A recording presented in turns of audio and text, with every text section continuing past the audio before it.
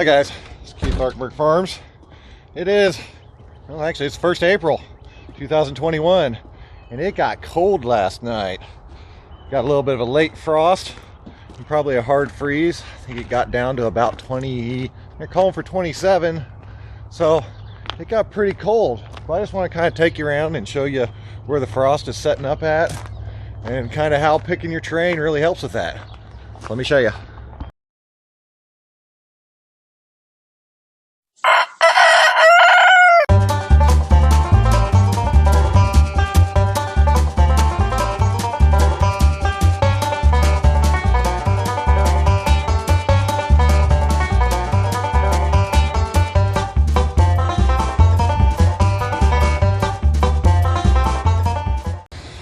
So, selection of your farm's location out on your property, where your beds are going to be at, and where you play stuff is actually really important when you figure in the effects of the terrain.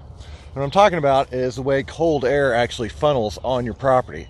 So up here, I'm relatively flat, pretty good, and then as you can see, it slopes down that way to where the market garden plots are and the greenhouse and everything. So when the cold air comes in, hot air rises, cold air drops. So it first starts to settle across the whole entire land, but it will also run down the hill. So basically up here on top, we got a little tiny bit of frost up here, but not much at all. So as we move down to where the market beds are, oh, that's actually why I put the orchard up here. I forgot to mention that as well. I put the orchard up top here because I know this is one of the higher points in the area. So the cold air will have a tendency to flow down before it comes up here. And that'll give the trees a little bit more frost protection that way. But that's the same thing with your vegetable crops as well. Now, if you have a higher up area with a slope, it'll allow the cold air to move down. So I know from experience coming out here in the mornings, I can even see it right now, where the grass is still pretty green. Not much, just a little tiny bit of frost here and there. These beds do not frost at the same time that those ones down there do. These beds will actually stay frost free a lot better on nights when it does not get as cold. Like last night we got down 27, so that was pretty darn cold. But if we're only at 32, 31 and we get a frost, these won't frost. These will. These will because all of the air is flowing down. So as we come further down, you can even start to see, just even looking at the grass, how much more frosty it's getting. Now, the one important thing is at the bottom of your area, oh yeah, look at that, that's real frosty there. When you get down to the bottom of your area, there's one important thing to factor in as well, and I didn't before. Along here, there's a row, yeah, you can just see my breath, how much colder it is down here. There's a row of redbud trees here, and there was a fence behind it, and I didn't mow, and there's a bunch of scrub and stuff that built up. This would actually act like a dam and hold the cold air back, and it would actually pile up on the land and frost all the way up to the top of that second beds up top where the market garden is.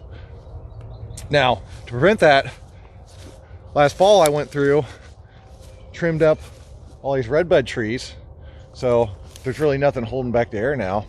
And I took down the fence that was right along here, trimmed all this up, and now it allows the cold air to funnel from the top of the property all the way down. Even allows it to go clear out to the front of the property, because we now have a nice pathway for it to travel that is unobstructed all the way down to the front of the property. So this is just something to think about when you're actually laying out your farm or your property. I mean, more than anything, you're going to end up with areas like all along this fence line here. I know the cold air is not going to go through those trees as quickly as it will over here, where it can flow down through here.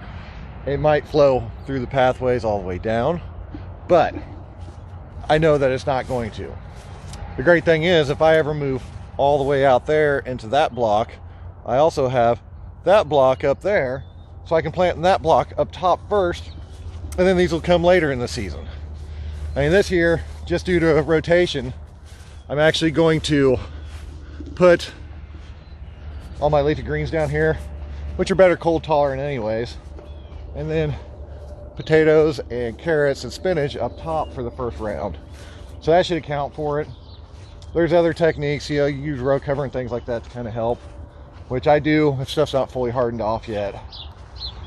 But that's just another thing to think about when you're laying stuff out on your farm.